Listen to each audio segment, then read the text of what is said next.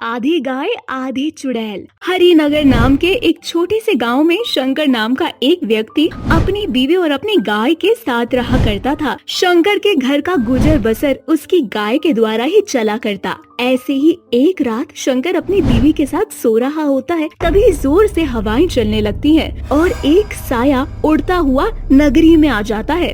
मुझे बहुत कमजोरी हो रही है, अगर मुझे किसी का शरीर नहीं मिला तो मैं जीवित नहीं बचूंगी। इतना बोलकर वो चुड़ैल शंकर के घर की ओर चल देती है। तभी उसे एक गाय के रंभाने की आवाज सुनाई देती है। गाय की आवाज सुनकर चुड़ैल एक बार फिर से बोलती है, ये सुनसान गांव, गाय की आवाज कहाँ से आ रही है? गाय की आवाज। मुझे किसी भी हालत में किसी भी जीव का शरीर चाहिए, अब चाहे वो इंसान का हो या गाय का, मुझे उसके शरीर पर कब्जा करना ही होगा। इतना बोलकर चुड़ैल गाय की आवाज का पीछा करती है और उस तक पहुंच जाती है जहाँ वो गाय उसके बछड़े को जन्म देती है। गाय थोड़ी बीमार होती है। बीमार गाय को देखकर चुड़ैल बोलती है, मैं इस बछड़े में तो प्रवेश नहीं कर सकती क्योंकि ये अभी बहुत छोटा है और ये गाय पहले से ही बीमार है। अगर मैं इसके शरीर में गई तो शायद मैं इस गाय के शरीर से बाहर नहीं निकल पाऊंगी। इतना बोलकर चुड़ैल चांद की ओर देखती है। चांद भी अब पूरा होने वाला है, काली रात जाने वाली है, मेरे पास अब कोई दूसरा रास्ता नहीं। अपनी जान बचाने के लिए मुझे इसी गाय में प्रवेश करना होगा। इतना बोलकर चुड़ैल गाय में प्रवेश कर जाती है। अगली सुबह गाय का बछड़ा अपनी माँ का दूध नहीं पीता। ये देखकर शंकर को थोड़ा अजीब लगता है। वो बछड़े को सहलाते हुए उससे बोलता है, अरे ये क्या, मैं जब भी दूध निकालने के लिए आता था तो बच्चू मुझे देखकर तुरंत अपनी माँ का दूध पीने लगता था, पर आज ऐसा नहीं है और बच्चू अपनी माँ से दूर बैठा है। ये सोचकर शंकर बछड़े के पास जाकर बोलता है, नटखट बच्चू, क्या हुआ आज तुम अपनी माँ का दूध क्यों नहीं पी रहे? बछड़ा जोर से चिल्लाने लगता है और वहाँ से भागने की कोशिश करता है। ये देखकर शंकर उसे उसकी माँ से दूर करके दूसरे खोटे में बांध देता है। बछड़े की आवाज सुन शंकर की बीवी लता बाहर आती है और शंकर से बोलती है, अरे ये क्या किया आपने? एक बच्चे को उसकी माँ से दूर करोगे तो वो चिल्लाएगा ही ना। आपको पता है ना कि बच्चों को हमें तंग करने की आदत है। जब भी वो आपको दूध निकालता हुआ देखता है तो आपसे पहले वो दूध पीने लगता है और आप भी ऐसा कर रहे हैं। पर लता, आज ऐसा नहीं है। न जाने क्यों आज बच्चू खुद अपनी माँ से दूर भाग रहा है। आज मुझे आता देख उसने अपनी माँ का दूध भी नहीं पिया, उल्टा मुझे देखकर वो रंभाने लगा और अपनी माँ से दूर भागने लगा। जब मैंने इसे इसकी माँ से दूर किया तब जाकर ये शांत हुआ। शायद इसकी तबीयत खराब होगी। आप जाकर दूध निकालिए, तब तक मैं जानवर के डॉक्टर को बुला लाती हूँ। अब वही बच्चों को देखकर उसके स्वास्थ्य के बारे में बताएंगे। इतना बोलकर लता वहाँ से चली जाती है और शंकर दूध निकालने के लिए गाय के पास जाता है। तभी वो गाय शंकर को जोरदार लात मारती है। शंकर दूर जाकर गिर जाता है, पर फिर भी शंकर हिम्मत नहीं हारता। एक बार फिर से दूध निकालने जाता है, परंतु जब वो दूध निकालता है तो गाय से दूध नहीं निकलता। ये देखकर शंकर बहुत ज्यादा हैरान हो जाता है। तभी वो देखता है कि उस गाय की आंखें लाल हो चुकी हैं। ये देखकर शंकर खुद से बोलता है, ये आज क्या हो रहा है? आज मुझे मेरी गाय अजीब क्यों लग रही है, मानो जैसे ये मेरी गाय है ही नहीं। ये क्या, इसकी आंखें इतनी लाल?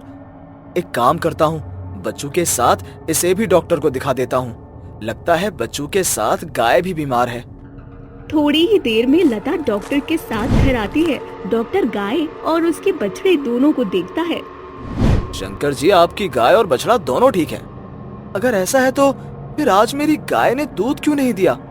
हो सकता है सुबह होने से पहले बछड़े ने सारा दूध पी लिया हो। खैर, मैं चलता हूँ।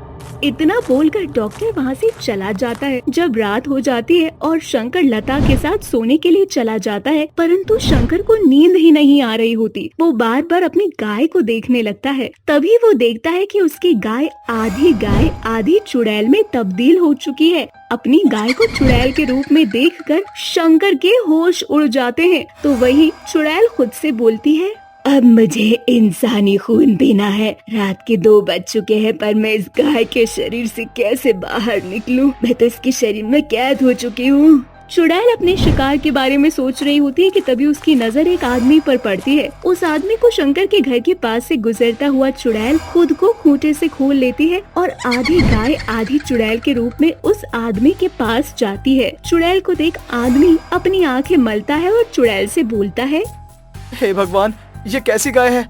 इसे गाय कहूँ या चुड़ैल? तुझे कुछ बोलने की जरूरत नहीं, तुझे बस आज मेरा खाना बनना होगा।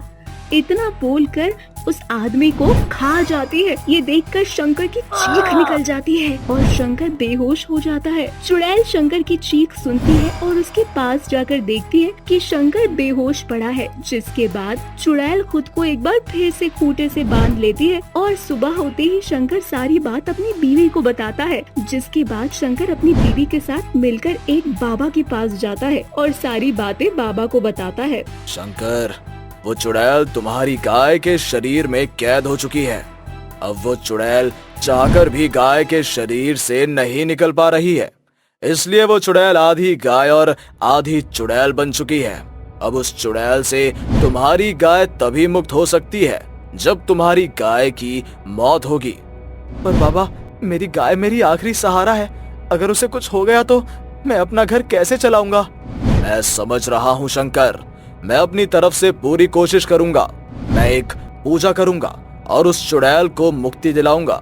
साथ में मैं कोशिश करूंगा कि तुम्हारी गाय को कुछ ना हो, पर मैं तुमसे ये वादा नहीं करूंगा कि तुम्हारी गाय बच जाएगी, क्योंकि उस चुड़ैल ने तब तुम्हारी गाय के शरीर में प्रवेश किया था जब तुम्हारी गाय की तबीयत ठीक नहीं थी और उस समय पूरा चांद हो चुका था, जिस वजह से अब तुम्हारी गाय तुम्हारी नहीं रही, बल्कि वो अब आधी गाय और आधी चुड़ैल बन चुकी है।